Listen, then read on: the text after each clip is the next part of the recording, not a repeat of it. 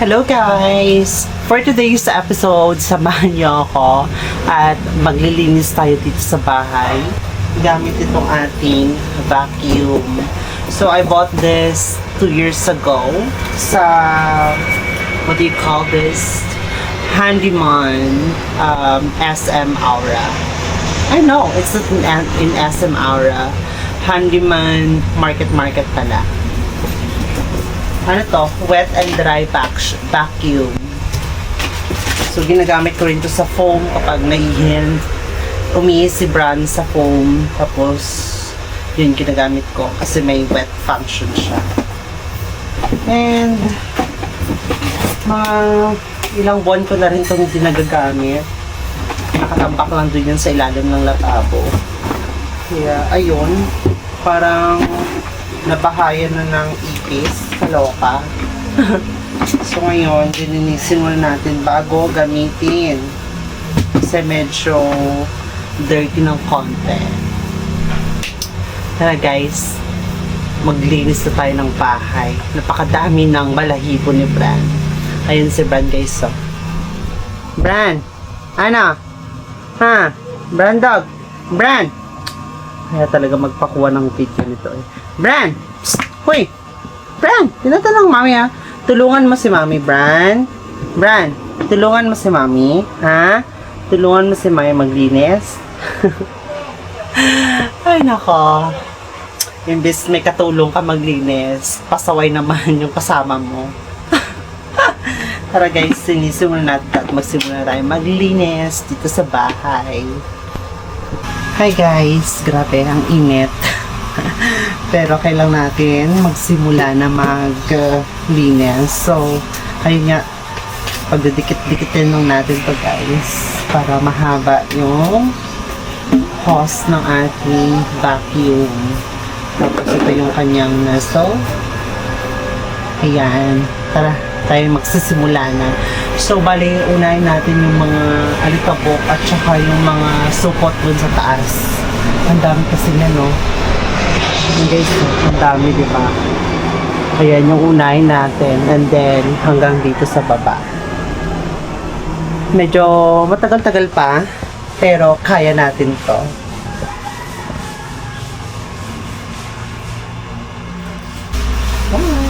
Magsisimula na tayo.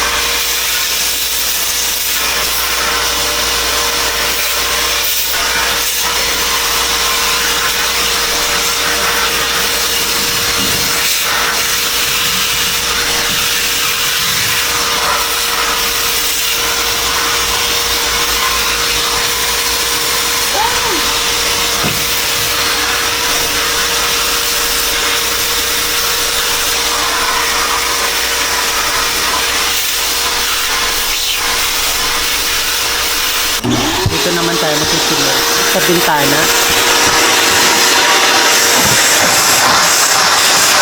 Sabi, ano pa po?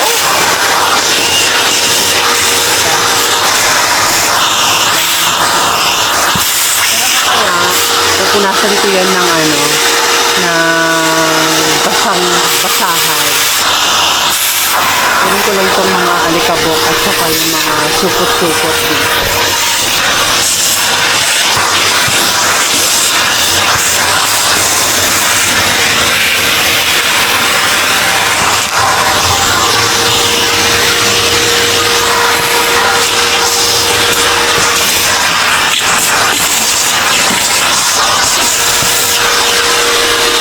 Grabe, nakakahagard. Ayan si Bran, no? Hi, Bran! Bran! Takot yun sa sound ng ano eh, ng vacuum. Bran dog! Oh, bakit? Ha? Takot ka? Takot yan? Ha? Diyan ka lang ha? Ha? Wala ka namang tulong eh. Ha? Hindi ka marunong maglinis eh, ha? Ikaw yung best kalat eh. Sa'yo lahat ng kalat dito eh, ha? Ha, Bran? Sa'yo lahat ng kalat dito eh, balahibo mo eh, ha? Kaya, grabe. Alam mo, kakalat ng bahay. Tapos, bawat sulok-sulok niyan, puro balahibo ni Bran. So, ngayon, kaya kailangan ko ng vacuum. Hindi pwedeng walis-walis lang. Kailangan i-vacuum talaga para patanggal lahat ng supot at saka balahibo ni Bran. Napaka-useful talaga ng vacuum na to, guys, kasi kahit nasa taas, diba, dahil napakahaba ng kanyang extension hose, nakukuha lahat ng mga supot at saka mga alikabok sa customer. At maganda rin yung kanyang wet function nito, guys. Nasa 3,000 plus nabili ko to. Rather, nasa 3,000 plus nung nabili ko ito, guys.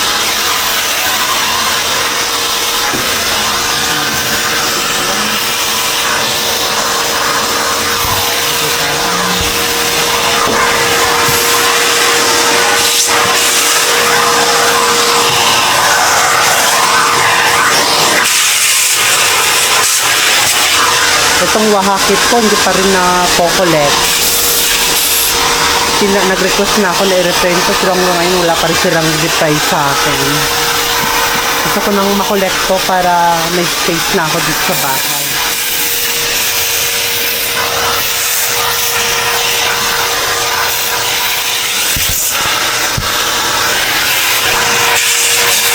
So, bago ako nagsimula kanina, binalot ko na ng plastic bag itong pauban ng plato. At saka itong hiluto kong gulay ni Bran. At saka yung pagkain niyang hindi naubos, pinalutan ko na ng plastic. At saka ito, mamaya, yan, lalinisin natin yan. Pati sa loob ng cabinet. Saglit pala ako naglinis, parang hinihingal na ako. Tsaka tingnan mo naman ang Bran, no? Habol ng langaw. Ano yon? Ha? Wag dyan sa CR! Maglilinis po si mami mamaya eh. Dito ka. Ito talaga tong patungkong pasaway talaga eh. Wala nang ambag eh. Pasaway pa oh. Nahabol niya yung langaw. Ano yan? Nahabol niya yung langaw. Kaloka talaga to. Nakakatawa kasi nahabol-habol niya yung langaw. Halo, parang hindi nakakita ng langaw, di ba? Parang first time pa lang makakita ng langaw. So, ayun na guys, tayo magsimula na ulit linis para makatapos tayo ng maaga. Hindi natin yung likod ng TV natin, guys. Ang daming alikabok. Saka yung mga supot-supot.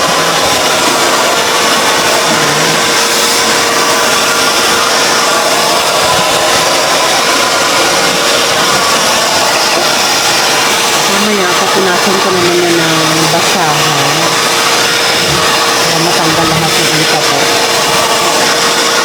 Kinukuha ko lang yung mga supot para hindi maglitaran at saka yung mga balahibo ni Bran. Yung balahibo ni Bran napupuntahan din sa mga pinsin.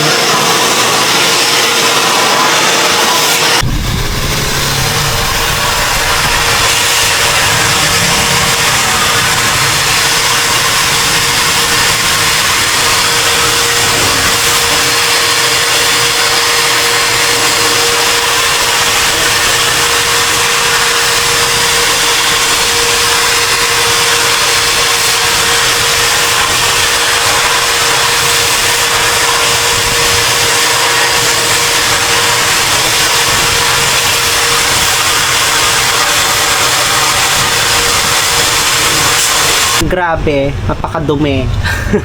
Napakadumi. Napakadaming alikabok at saka balahibo ni Bran. Ay, nako. Ito yung stroller ni Bran, no? Ngayon, lilinisin natin yan. Hanggang dun yan sa kabila. Hello ka naman, oy. Tinatamad kasi ako maglinis ng mga nakaraan. Kaya ang bilis magkaroon ng alikabok at saka yung balahibo ni Bran. Grabe yung lagas. Kahit araw-araw ko siyang ano tawag doon? Sinusuklayan. Ako, wala pa ako sa kalahati. Pagoda na ako. Yan, simulan na natin. Tanggal natin itong mga balahibo niya.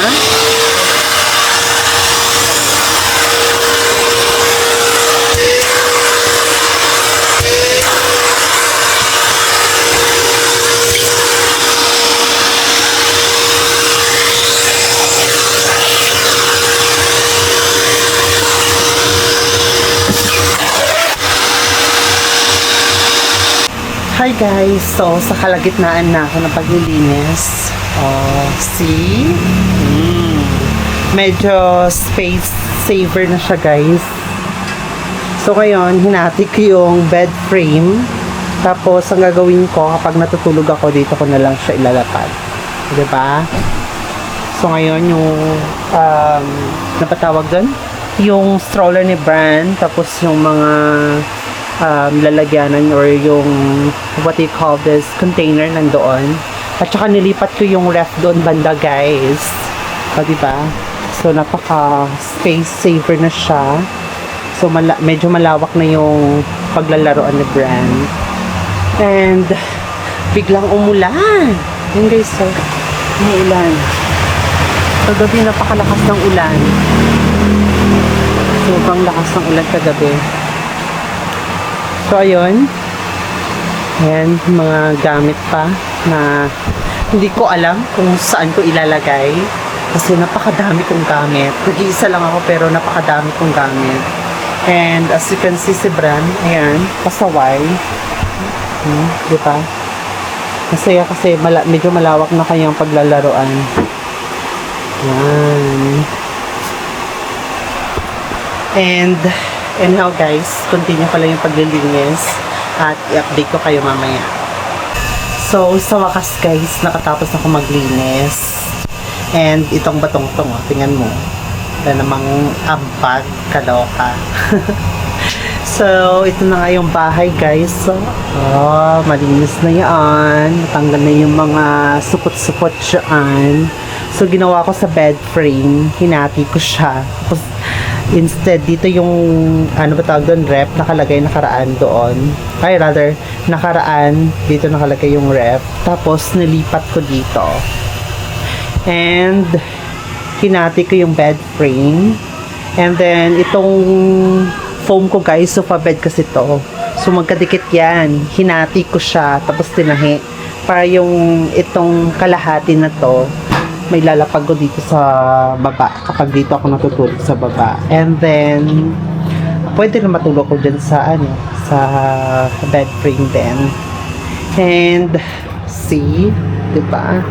Napakalinis. Naantay ko lang siyang i-collect na tong Waha kit ko. Hanggang ngayon wala pang reply yung management na nagko-collect niyan para meron na akong lamesa ulit, which is dagdag space. And then din sa kusina, naglinis lang ako. Same ano pa rin. Hindi ko pa natatanggal yung cover sa palanggana or sa tauban rather. And then, pagkain ni Bran. Ay, ako'y pagoda na guys. At gutom. So, hindi ko na patatagin yung video na to. If you love this video guys, again, I will need your support to like this video and subscribe to my channel. Thanks for watching guys. Bye!